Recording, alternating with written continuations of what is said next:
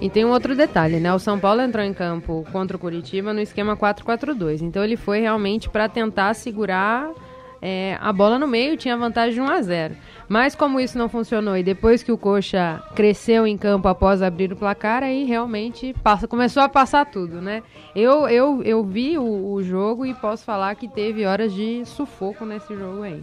O Coritiba não deu chance, a gente tem que lembrar os méritos aí do Coritiba. Chegou, pelo segundo ano consecutivo, chega a uma final de Copa do Brasil.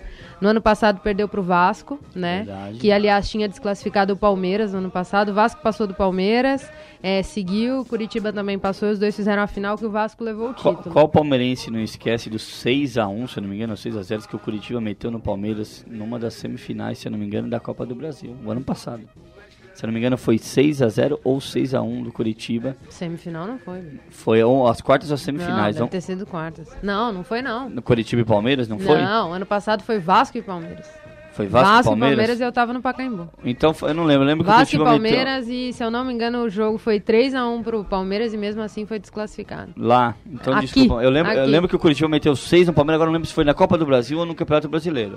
É possível, viu? Que o Curitiba é um time encardido, né? Não tem grandes craques e jogar lá em Curitiba e parece que saiu o sorteio e o segundo jogo, o Palmeiras sempre jogando o segundo jogo em casa. Agora houve alteração, hein? Vai jogar fora. O segundo jogo é lá em Curitiba. Couto Pereira. O Coritiba eliminou aí as principais peças do São Paulo, né? Que a gente citou aqui, o Lucas, o Luiz Fabiano e o Jadson não funcionaram realmente. Não. E agora a gente tem que lembrar também que desde 2006 o São Paulo não chega numa final de campeonato, né? No ano passado o São Paulo caiu diante o Avaí nas quartas de final e esse ano diante o Coritiba numa semifinal de Copa do Brasil, né? E o Leão, trombada, fica ou não fica? Então, aí que tá. Será que o Juvenal mantém a palavra? Então, você sabe que depois da desclassificação do São Paulo na Copa do Brasil, eu esperava que o Leão não ficasse, eu esperava que o Leão, pelo menos, fosse xingado pela torcida, tivesse assim... não tivesse um respaldo maior da torcida, mas a torcida, me parece, essa semana... Dentro da imprensa, dentro dos comentários que escutamos, a torcida parece que pegou no pé mais do Juvenal Juvencio do que propriamente do Leão. Tava na hora, né? O que será que o Juvenal... Por que será que o Juvenal... Só ratificando que o Lelê Gavazzi, ele tem a informação aí do jogo do Curitiba, do Palmeiras. Olha, o jogo Palmeiras e Vasco foi para a Sul-Americana e Curitiba e Palmeiras foi na Copa do Brasil, 6-0 pro Curitiba. 6-0. Muito bem, Lelê Gavazzi, que memória. A produção já foi atrás aí da informação correta. Eu não falei pra você que palmeirense... Então foi palmeirense, não esquece essa goleada do Curitiba de 6-0. Mas foi na Copa do Brasil? Foi na Copa do Brasil. Inclusive até picharam os arredores do Verdão lá, vergonha, jogadores de lixo, botaram essas frases, até tô vendo até aqui. É verdade, Palmeiras volta, né? Então vamos lá, corrigindo a informação. Curitiba meteu 6, então a torcida do Palmeiras tá engasgada. Vamos ver. E o Palmeiras, Samurai? Palmeiras aí que ninguém apostava no Palmeiras. Nem sei se o próprio treinador apostava, viu? Porque no começo aqui, várias e várias vezes, o que a gente trazia do Palmeiras era problema com a diretoria, problema do Felipão internamente. Não que ainda não existem esses problemas, né?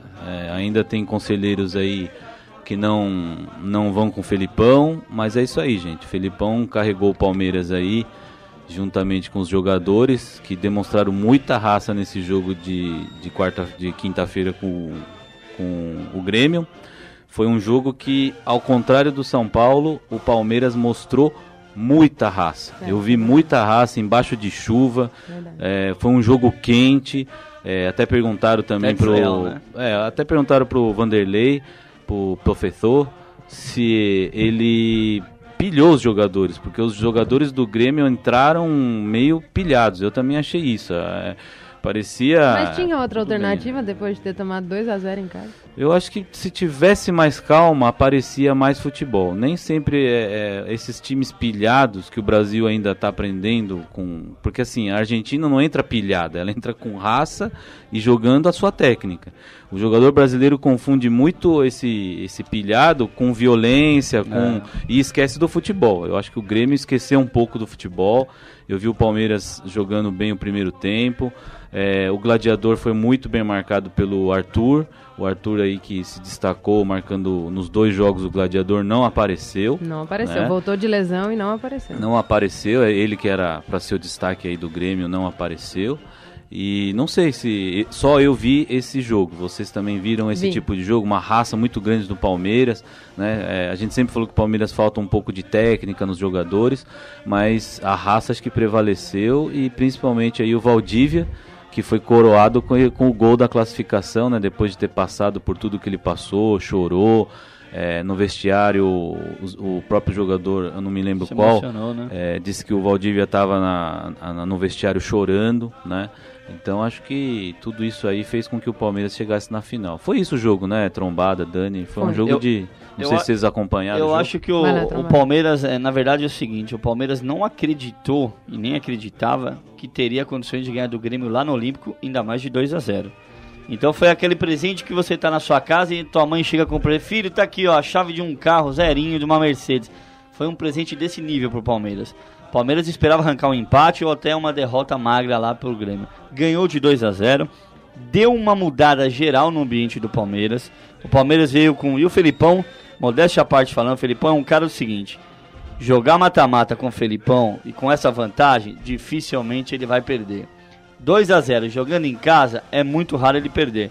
Ele sabe motivar o time, mesmo que ele não tenha um grande elenco em mãos, mas ele sabe chegar lá. E não deu outra. O Felipão acho que acalmou os jogadores do Palmeiras.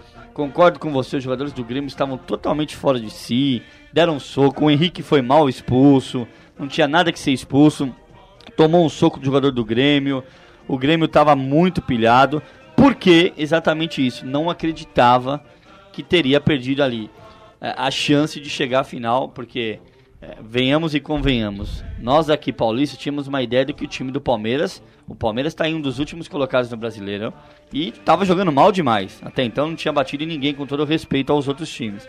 Então o Grêmio tinha toda a certeza de que iria passar pelo Palmeiras. Aí toma uma cacetada de 2-0 e vem retirar aqui na Arena Barueri, é muito difícil, com o Felipão ainda, foi muito difícil o jogo. Eu acredito que poderia ficar jogando ali mais 3 dias e o Grêmio não venceria o Palmeiras. Trombado samurai. A minha opinião sobre o Palmeiras não muda. Pra mim é um time fraco, pra mim é um time que não vai longe no Campeonato Brasileiro. E eu tenho vários outros clubes aqui que pra mim o Palmeiras não chega nem em 10º. Pra mim tem, na frente do Grêmio e do Palmeiras, tem no mínimo 10 no Brasileiro. Não vou mudar minha opinião sobre o técnico Felipão, porque a gente sabe que ele tá realmente obsoleto pra atuar em qualquer clube brasileiro. E falando em não bater em ninguém, a gente tem o seguinte... Nossa senhora, bateu no Felipão forte. Não,